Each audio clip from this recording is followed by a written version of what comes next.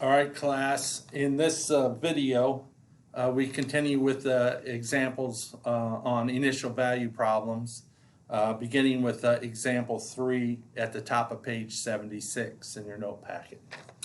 In this example, you're given that the derivative of f of x, f prime of x, is equal to 1 over x plus 4, and the value of the function f at x equals 1 is equal to 6. So we got to use these two pieces of information to determine what f of x is.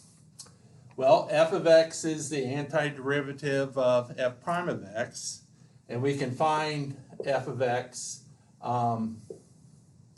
We can find f of x to within a constant c, and so the antiderivative of f prime of x is equal to the antiderivative of 1 over x plus 4. Well, the antiderivative of 1 over x is the natural log of the absolute value of x, and the antiderivative of 4 is 4x, and then we add the unknown constant c. So f of x is equal to the natural log, the absolute value of x, plus 4x, plus the unknown constant c at this point. To find the value of c, we use the value of the function x equals 1 is equal to 6. So plugging in 1 in for x over here, we have f of 1 is equal to the natural log of 1 plus 4 times 1 plus c. Well, the natural log of 1 is equal to 0. 4 times 1 is 4. And f of 1 is equal to 6. Right, we're given that up here. And so we have 6 is equal to 0 plus 4 plus c. And when we solve for c, we get c equals 2. And so in step 3 is to replace c here with 2, and now we know what the function f of x is. F of x is equal to the natural log of the absolute value of x plus 4x plus 2.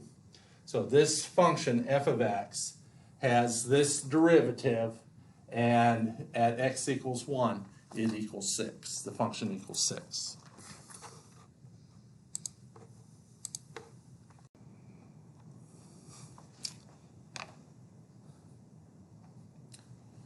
Okay, class, next we have example 4 at the bottom of page 76 in our initial value problems. So example 4, right, f prime of x is equal to 1 over x squared plus the square root of x plus 2, and the value of the function f at x equals 1 is equal to 8. And so we got to figure out what f of x is equal to. Well, same 3 steps that we've done with the previous 3 examples. Step 1, f of x is equal to the antiderivative of f prime of x. And so f prime of x, right, we rewrite f prime of x, 1 over x squared is x to the minus 2. Square root of x is x to the 1/2. And then plus 2 is just plus 2. So we write the f prime of x is x to the minus 2 plus x to the 1/2 plus 2. And when we take that antiderivative, we get antiderivative x to the minus 2. When you add 1 to the exponent, you get negative 1. You divide by negative 1, you get the negative of x to the minus 1 power. Antiderivative x to the 1/2. 1/2 plus 1 is 3/2. Then when you divide by 3/2 is the same as multiplying by 2/3. Antiderivative of 2 is 2x. And then we have the unknown constant c. So to calculate the value of c, we use the value of the function at x equals 1. F of 1 is equal to 8. So plug in 1 in for x, and I have f of 1 is equal to negative of 1 to the minus 1 plus 2/3 times 1 to the 3/2 plus 2 times 1 and plus c. Well, f of 1 we're given is equal to 8. And then the negative of 1 to the minus 1 is just negative 1. 2/3 times 1 to 3/2 is 2/3.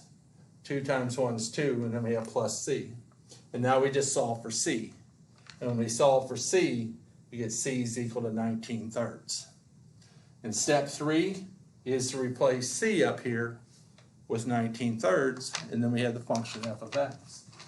So when we do that, we end up with f of x is equal to negative of 1 over x, right? This negative of x to the minus 1, x to the minus 1 is the same as 1 over x. So the negative x to the minus 1 is the same as minus 1 over x. Then plus 2/3 times x to the 3/2 plus 2x, and then replace c with 19/3, and we have the function f of x for this problem.